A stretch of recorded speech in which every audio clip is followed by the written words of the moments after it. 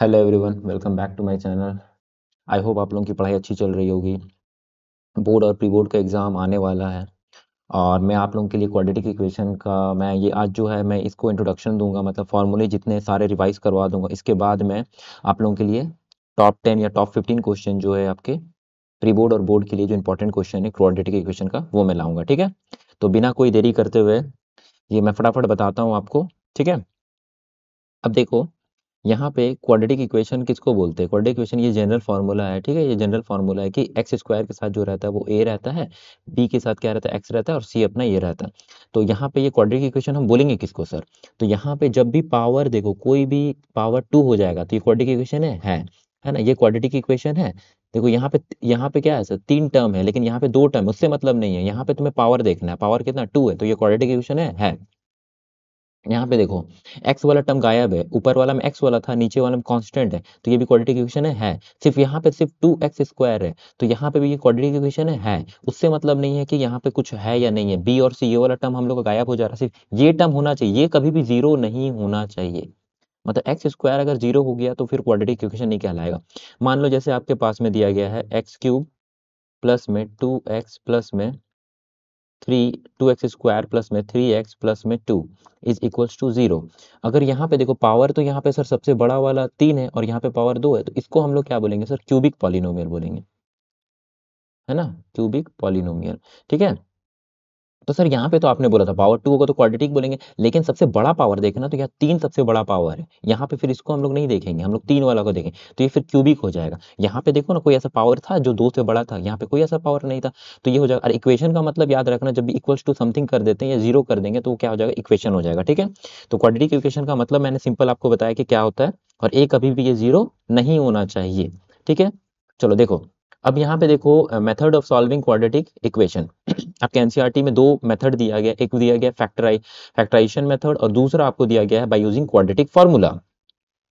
ठीक है, तो देखो फिर क्या होता है, 1 मिनट में वीडियो मतलब देख लेता हूँ, सब सही रिकॉर्ड हो रहा है ना। हम्म, हाँ चलो सही हो रहा है। हाँ देखो, हम लोग कहाँ पे थे, हम लोग बता रहे थे method of solving quadratic equation. देखो, है ना, तो यहाँ पे हाँ, देखो यहाँ पे आपको 2 मेथड से सॉल्व करने का तरीका आपको पता होना चाहिए। पहला हम लोग क्या करते हैं ना, फैक्टराइजेशन मेथड से आपको सॉल्व करके दिखाते हैं, इसको फैक्टराइजेशन मेथड से हम सॉल्व करके दिखाते हैं। ठीक है, इससे हम किससे सॉल्व कर रहे हैं सर, फैक्टराइजेशन मेथड से। ठीक है, फिर क्वाड्रेटिक फार्मूला इसके नेक्स्ट पेज में मैं बताता हूँ आपको। देखिए फैक्टराइजेशन मेथड का मतलब क्या होता है ना, कभी भी ये जो है ना, ये पहला वाला और ये जो आखिरी वाला है ना, इन दोनों को पहले मल्टीप्लाई कर लेना पड़ता है। ठीक है, तो यहाँ पे क्या हो जाएगा, यहाँ हो जाएगा सर 2 × 6 मल्टीप्लाई किए तो ये कितना हो गया, 12 हो गया। अब 12 को ऐसे ब्रेक करना है ना कि यहाँ पे क्या बन जाए, अच्छा इसके आगे क्या है, कुछ नहीं है, मतलब इसको 1 लिख सकते हैं ना, 1 × x 1 ही है, तो यहाँ पे हम ऐसे ब्रेक करना है कि 1 बन जाए। अच्छा तो यहाँ पे देखो ब्रेक करने का तरीका मैं बता रहा हूँ, देखो 4 × 3, इन दोनों को जोड़ने से क्या हो रहा है सर, 4 + 3 दैट इज 7। तो 7 तो हमें नहीं चाहिए सर, हमें 1 चाहिए, तो 4 - 3, देखो 1 आ रहा है, इसको प्लस नहीं करेंगे, इसको क्या करेंगे हम लोग सर, माइनस करेंगे। ठीक है, तो यहाँ पे देखिए आप, अच्छा आप कई बच्चों को लगेगा सर 6 × 2 = 12 भी तो होता है। हाँ, 3 × 4 = 12 होता है, 6 × 2 = 12 होता है, लेकिन देखो जोड़ने से और घटाने से ना ही 1 नहीं बन रहा, 6 और 2 कितना हो गया, 8 हो गया, 6 और 2 कितना हो गया, 8 हो गया, और 6 में से 2 घटेगा तो कितना होगा, माइनस होगा, तो सर 4 हो जाएगा, जबकि हमको चाहिए कितना, 1 चाहिए, तो 1 तो इसी कंडीशन में सेटिस्फाई कर रहा है। ठीक है, तो इसी को हम लोग लेंगे। ठीक है, तो समझ में आ गया होगा कोई बच्चे को, 2x² यहाँ पे क्या हो जाएगा, प्लस का 4x माइनस का 3x, है ना। देखो x को अगर मैं तोड़ूं तो यहाँ पे 4x में से 3x जाएगा तो x ही तो आएगा। ठीक है, तो ऐसे करके लिखना है आपको, इक्वल टू 0। तो यहाँ से हम क्या कॉमन ले सकते हैं सर, 2x कॉमन ले सकते हैं, तो यहाँ पे क्या बचेगा, यहाँ पे बचेगा x + 2, इन दोनों से में से कॉमन लिया। ठीक है, मैंने 2x कॉमन लिया, अब मैं क्या करूंगा, इन दोनों में से कॉमन लूंगा, माइनस का 3, तो क्या आ जाएगा, x + 2 इज इक्वल्स टू 0। ठीक है, अब देखो यहाँ पे देखो, कभी भी ना जब भी आप कॉमन लोगे ना, तो ये दोनों जो ये है ना, ये दोनों सेम होना चाहिए। ठीक है, अगर सेम हो रहा है इसका मतलब आप सही बना रहे हो, तो दोनों अगर इसमें है तो मैं दोनों को कॉमन ले लूँ, x + 2 इसमें भी है और इसमें भी है, तो x + 2 को कॉमन लेंगे तो क्या बचेगा सर, वो बचेगा सर 2x माइनस का 3। ठीक है, इज इक्वल्स टू 0। अगर दो चीज का मल्टीप्लाई 0, या तो ये 0 होगा या फिर ये 0 होगा, तो यहाँ पे क्या लिखेंगे हम, देखो x plus 2 is equals to 0, तो x इक्वल्स टू क्या हो जाएगा, माइनस का 2। ठीक है, क्योंकि प्लस 2 उधर जाएगा, इक्वल्स टू का क्या हो जाएगा, 0 हो जाएगा। या तो ये 0 होगा या फिर ये 0 होगा, तो फिर मैं इसको एक बार 0 के बराबर रख रहा हूँ। ठीक है, 2x minus 3 is equals to 0, तो यहाँ पे क्या हो जाएगा, 2x is equals to 3, minus 3 उधर जाएगा तो प्लस हो जाएगा ना, तो x इक्वल्स टू क्या हो जाएगा, 3/2, इंटू में तो इधर आ जाएगा डिवाइड। तो यहाँ पे इसका दो मान आएगा, क्या आएगा सर, एक आएगा सर -2 और दूसरा आएगा सर एक 3/2। तो इसको बोलते हैं, इस मेथड को हम लोग बोलते हैं सॉल्व करने को, इसको हम लोग बोलते हैं फैक्टराइजेशन मेथड से सॉल्व करना। ठीक है, तो मेरे ख्याल से आपको समझ में आ गया होगा। तो ये पहला नंबर था फैक्टराइजेशन मेथड, और दूसरा भी हम बाय यूजिंग क्वाड्रेटिक फार्मूला से सॉल्व करेंगे। देखो देखो बाय यूजिंग क्वाड्रेटिक फार्मूला, तो आपको पता है सर कि जनरल फार्मूला हम लोग का ये होता है ना, आपको पता है।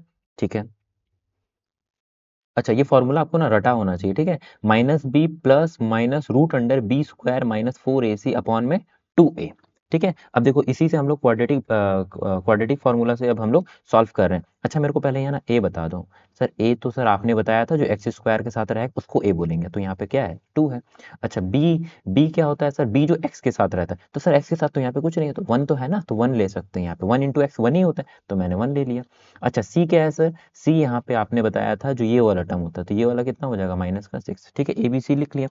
अब फॉर्मूला देखो, मैं इस फॉर्मूले में पुट करने की कोशिश कर रहा हूँ। पहले मैं फॉर्मूला लिखता हूँ, plus minus root under B square minus का 4ac अपॉन में 2a। ठीक है, अब देखो मैं यहाँ पे पुट कर रहा हूँ। ठीक है, ए बी सी का वैल्यू, अच्छा मैं पहले यहीं पे पुट कर लेता हूँ, रुको। तो बी कितना है सर, -1, मैंने -1 पुट किया, प्लस माइनस एकदम आराम से पुट करना है। ठीक है, हड़बड़ाना नहीं है। तो बी का स्क्वायर कितना हो जाएगा, 1, तो 1 का स्क्वायर हो गया। ठीक है, माइनस का 4, ए कितना है 2, सी कितना है -6। ठीक है, और अपॉन में क्या आ रहा था, अपॉन में आ रहा था सर 2, और 2 का वैल्यू क्या है सर, ए का वैल्यू कितना है, 2 है। मैंने वैल्यू यहाँ से पुटअप कर दिया, ए बी सी दिया हुआ था, मैंने पुटअप कर दिया। ठीक है, अब देखो, हाँ अब यहाँ पे क्या बचा sir, -1 plus minus root under क्या बच रहा है, देखो 1 का स्क्वायर कितना होगा, 1 ही होगा सर। अब देखो यहाँ पे देखो, ये -6 है और यहाँ पे आगे में 4 के आगे क्या है, माइनस है, तो ये माइनस इंटू में है, तो इधर जाके कॉमन आके क्या हो जाएगा, प्लस हो जाएगा, माइनस माइनस प्लस। और 4 2 जा 8, 8 6 जा 48। ठीक है, उसके बाद में यहाँ पे क्या हो जाएगा, 2 2 जा 4। ठीक है, -1 प्लस माइनस, यहाँ पे क्या होगा, 48 प्लस 1 रूट अंडर 49, राइट। और यहाँ पे क्या हो जाएगा, 4। ठीक है, अब देखो यहाँ पे दो साइन दिख रहा है आपको, मैं दिखाता हूँ, एक मिनट। हाँ, वाइट से। ठीक है, यहाँ पे आपको देखो दो साइन दिख रहा है, एक प्लस में एक माइनस में। तो एक बार मैं प्लस करूंगा, एक बार मैं माइनस करूंगा। ठीक है, देखो मैं कैसे लिख रहा हूँ। ठीक है, यहाँ पे मैं लिखता हूँ, हाँ कैसे लिखूंगा, -1 प्लस माइनस, अच्छा प्लस माइनस ने एक बार प्लस करना, एक बार माइनस करना है ना, तो मैं पहले वाला प्लस करता हूँ। ठीक है, पहला वाला प्लस करता हूँ, पहला वाला प्लस करता हूँ, प्लस कर दिया तो यहाँ पे, अच्छा यहाँ 49 का रूट आपको पता ही होगा ना, 49 का रूट कितना होता है, तो 49 को तो आप 7 इंटू 7 लिख सकते हो, और रूट में से आपको पता है कि दो चीज में से एक चीज बाहर आ जाता है, तो 7 बाहर आ जाएगा, तो यहाँ पे क्या आएगा 7, और मैंने प्लस वाला साइन दिया, नीचे 4 था, तो यहाँ पे क्या हो जाएगा, 7 में से -1 होगा, तो ये कितना हो जाएगा, 6 होगा, 6/4 दैट इज 3/2। तो इसका पहला वाला का आंसर कितना आया, 3/2। अगर मैं दूसरा वाला को सॉल्व करता हूँ, माइनस लेता हूँ, पहला वाला तो मैं प्लस लिया था ना, तो -1 -7 है ना, 49 का स्क्वायर अपॉन में 2, तो यहाँ पे क्या हो जाएगा सर, माइनस का 8 है ना, -7 -1 -8 अपॉन में 4, तो 4 2 जा, तो कितना हो जाएगा यहाँ पे माइनस का 2। तो x का वैल्यू क्या क्या आया सर, x का वैल्यू आया सर, एक आया सर 3/2, एक आया माइनस माइनस का 2। देखो पहले बार जब हम लोग फैक्टराइजेशन मेथड से भी बनाए थे, तो आपका क्या आया था, -2 एंड 3/2, और यहाँ पे भी क्या आया सर ना, 3/2 और -2, तो दोनों मेथड आपको आना चाहिए। ठीक है, तो मतलब होता है ना, जैसे कि हम लोग युद्ध लड़ने जाते हैं, तो तलवार से लड़ना है कि तीर से मारना है, वो आपके हिसाब से देखना है, क्वेश्चन अगर टफ मतलब किस हिसाब से है, तो अभी क्वेश्चन से मैं करवाऊंगा इसके बाद ही, तो तुम्हें देखना है कि क्वेश्चन कौन सा फिट हो रहा है, फार्मूला वाला से इजी लग रहा है तो फार्मूला वाला बना लो, टाइम बच रहा है, देखना है आपको कहाँ टाइम बच रहा है एग्जाम में। ठीक है, अगर इससे इजी बन रहा है तो इससे बना लो, उससे बन रहा है तो इजी उससे बना लो। ठीक है, जिससे भी, ये तो फार्मूला या फैक्टराइजेशन मेथड से। ठीक है, ये दो आपको आना चाहिए।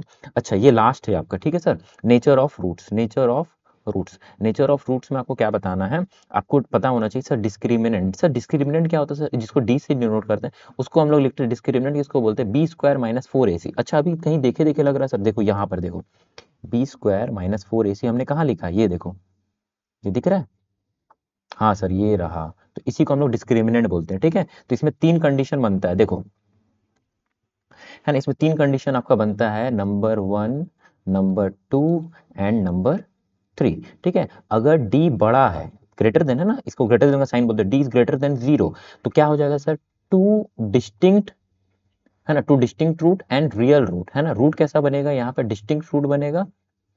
सर रूट किसको बोलते हैं, जैसे देखो यहाँ पे जो दो वैल्यू आया ना, इसको रूट्स बोल रहा है, मतलब एक्स और वाई जो है ना वो रूट्स है। जैसे यहाँ पे देखो टू डिस्टिंक्ट रूट, जैसे मैं यहाँ पे एक एग्जांपल देता हूँ, मान लो एक आया 2 और दूसरा आया एक्स का वैल्यू 3, तो देखो दोनों अलग अलग भी है और रियल भी है, टू डिस्टिंक्ट। अच्छा यहाँ पे ना डिस्टिंक्ट का मतलब, अगर किसी बच्चे को डिस्टिंक्ट का मतलब, यहाँ पे देखो इसका मतलब जो है ना, इसका मतलब डिस्टिंक्ट का मतलब यहाँ पे आप ये समझ सकते हो, डिफरेंट, ये सब, ठीक है।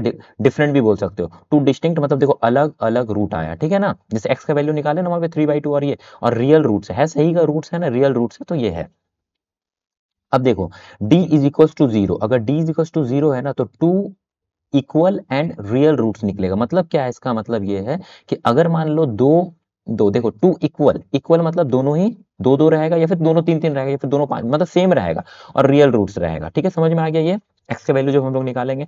और d इज लेस देन 0, तो no real roots are exist, है ना, मतलब वो क्या होगा ना, माइनस में होगा। जैसे मान लो आप -4 हो गया, समथिंग समथिंग, है ना, जैसे माइनस वाला जो होता है ना, -2/3 हो गया, ये समथिंग, ठीक है ना, जो भी हो गया माइनस में, मतलब जीरो से, देखो डी इज लेस देन 0, मतलब जीरो से जितना भी कम आएगा तो वो किस में हो जाएगा, नो रियल रूट्स हो जाएगा। और ये तो आप एक बार आंखें बंद करो और उसके बाद याद करो, sir D is greater than 0, वो क्या हो जाएगा, अलग अलग रूट होगा सर, डिस्टिंक्ट रूट होगा, रियल रूट होगा, डी इक्वल्स टू 0। अच्छा ये इक्वल्स टू 0 से क्या हो जाएगा, इक्वल्स का मतलब सेम होता है, तो दोनों ही सेम हो जाएगा।